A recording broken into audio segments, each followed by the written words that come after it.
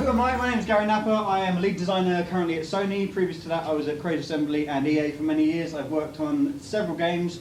Between each of these is probably one or two cancelled games you've never heard of. That's just the life in AAA gaming. And today I'm going to talk about how I made games before, how I'm making games currently, how I found the transition between the two, issues we faced on our team at Sony, and what we would like in the future, all themed around Unreal. So, before I made games, 1999 I was using Unreal Ed. It was amazing. I could just open up this little XE and edit my own levels and make it. And this is actually from a short film I made with some friends where I made the backgrounds in Unreal and just put it all in green screen. So it was like, you just used what you had back then. I used Flash. Everywhere I worked I just used in-house engines like Renderware, CanEdit. At Criterion we were using a mix between Lightwave and Maya, where they would just hook that into the game and use the front end of that system to make it. Any game with a level editor I'd pull apart and play with because I just couldn't help it, just loved looking into games. And I'd create music on Music 2000 on the original PlayStation. And, oh, right, yeah! Get with it! Sorry. I then learned Game Maker Pro for a game jam. It kind of blew my mind because I could do a whole bunch more stuff that I would normally have to get programmers to do. It was object-oriented and I could drag things and drop things, but all I knew was drag and drop. I started using it very, very quickly in all these different Ludum Dare game jams and in the global game jam. And I was kind of getting jealous of all the big 3D games people were making as well. But I actually found it was very, very easy to use at work for prototyping, so I could very, very quickly do a very quick sketch design, then build it in Lego, and then get people to test it, and then quickly build an XE I could send around the team. So I actually made most of the UI interactions in Alien Isolation as a prototype first in Game Maker that people on the team could play. So the hacking device, John McKellen, our UI designer, he was absolutely incredible in getting that and reworking it and suggesting feedback. So it was really, really incredible to just be able to quickly prototype with that.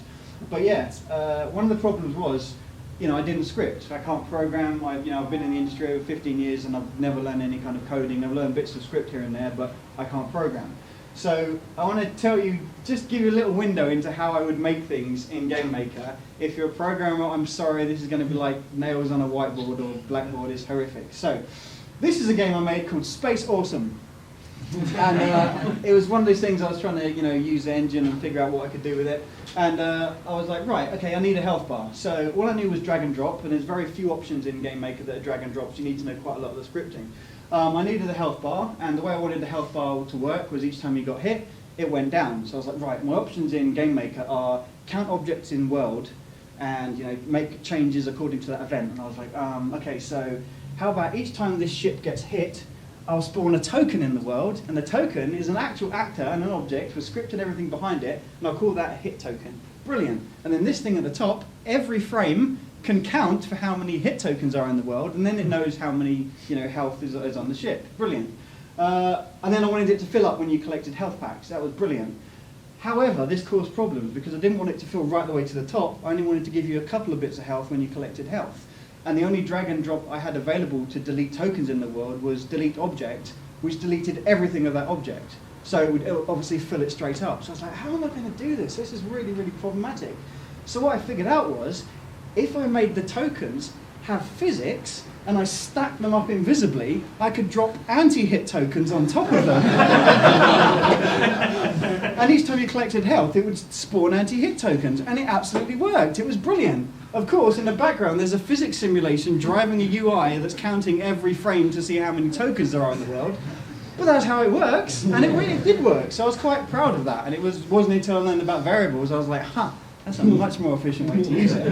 However, scraping by like that really gave me a kind of problem-solving approach to game design where I could figure out what I wanted to do in a kind of Little Big Planet counting tokens board game kind of way, and then build it and get some quite complex systems out of it. So when I moved to Unreal, it was incredible. I was like, blueprints, I can start doing maths. This is amazing. I could do all the things I needed to do in Game Maker, but I had so much more power. Game Maker and Unreal are very, very similar in that it's a lot about events and objects and triggering script off of different things and calling things in the mission script as well. So I transitioned very, very naturally to this. I could also do basic 3D modeling in the engine as well by creating objects, extracting them, moving them around, and then converting them to a static mesh. for this, I just found it gives designers so much more power than something like GameMaker or even in-house engines, because I can build something completely, take it to a program and go, okay, here's what I'm trying to do, and you can see what it's doing, and you can get hands-on and play it. This took me like an evening to do, but you can make it work much more efficiently in programming if you need to. So it was really, really cool for me to get onto that. And yeah, unfortunately, this did kind of end the era of physics-based health bars, but they'll be back one day. So with Unreal 4, my game jams suddenly took on a much more professional, and look at that, that's like AAA quality, I'm sure you'll agree. Oh, yeah. So Bombster was a game about flying around and dropping bombs on buildings, and the whole theme that year was you are the monster, and basically the game was so tricky to play you end up wiping out more of the population than the actual monster, so you were the monster. There you go, see what I did.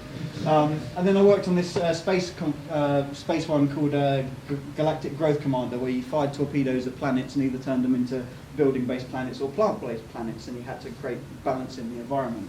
I made a game called Shoot Stabber, which is based on one of our friends who made a shoot noise. It went ka ka ka. No, ka was the stab, and pa was the gun noise. So I recorded those sounds and made a first-person shooter where you walk around going pa pa pa, ka ka ka ka, pa pa pa. You played it, it was good, right? Cool. I'm very conscious I'm sounding insane. Okay, great, yeah, and again, I've been able to make an incredible amount of prototypes for the stuff we're currently working on at Sony, so it's been really, really great.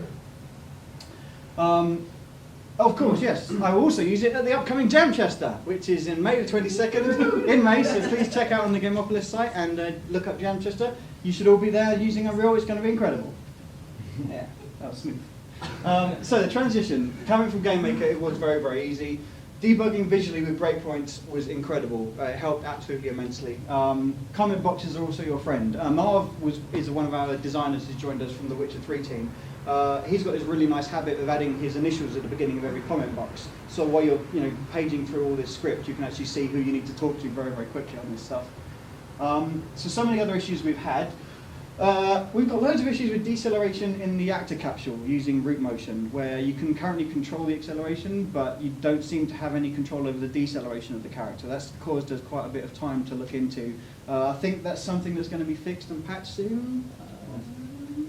You're supposed to, we have to talk how you're doing it. Yeah. I think you should be able to do it right now as well. So we found loads of stuff on the forums saying everyone's having the same problem. Is it with root motion only or with everything? I don't know. To see.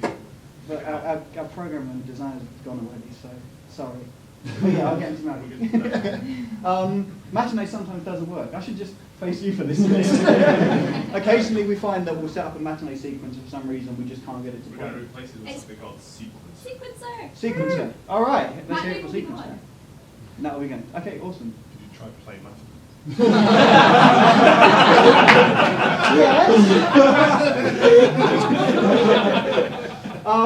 Does anyone else get this? This drives me absolutely mental, sorry.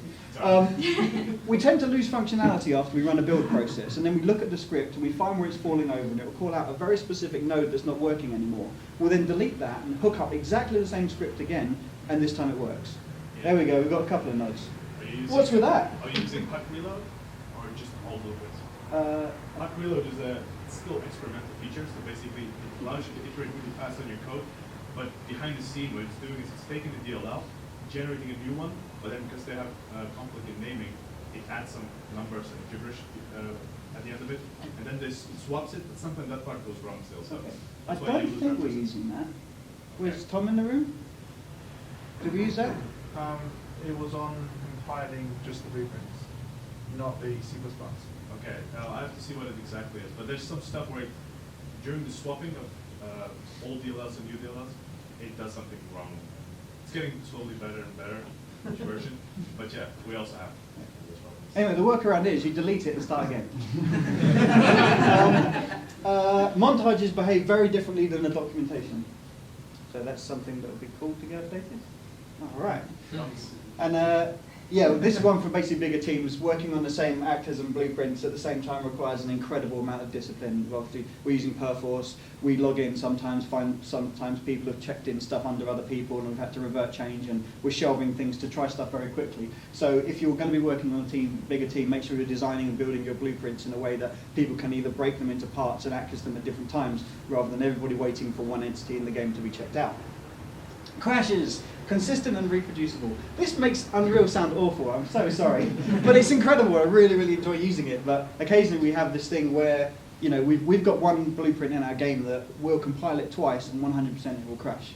And we're not really sure why, and it doesn't happen with others and it doesn't happen with some. So, but yeah, we find quite a lot of crashes in there. So that suggestion of, your suggestion of pausing it when it crashes would be brilliant. You can do that, right? Oh, right, thank you. So what we'd like to see, that's the one thing that Unreal doesn't do that I am used to working with in a lot of studios is live edit, being able to run the game, move things around while it's still going and change things. Obviously it's a lot harder when you take it to deploy into consoles and PlayStation VR, but that's like our #1 request. I'm sure you've had that a lot. What kind of changes are we talking about? So actually building a level, changing the script on the fly while you're doing it, moving things around in the environment, re-triggering a scene and playing it. So you could place a bunch of collectibles, hit it again, run it, and without having to build it. We've got some stuff in there. Slowly we're trying to go towards there. Also with the VR editor, that's basically kind of live, running everything behind the scenes. But yeah, not everything works there. But if you press simulate, there's some, basically it'll hit you in the game without actually possessing a palm. You can do some stuff in there. But actually, that doesn't go to console, does it either? You can do it, but it's tricky. Okay. We should talk. Okay, cool. Yes. All right. A spline tool, a really nice way of creating and editing tools. We use splines a bit in our game, and we can't actually see them in the environment or see them in the editor very well, and moving the spline nodes around and edit them is quite tricky.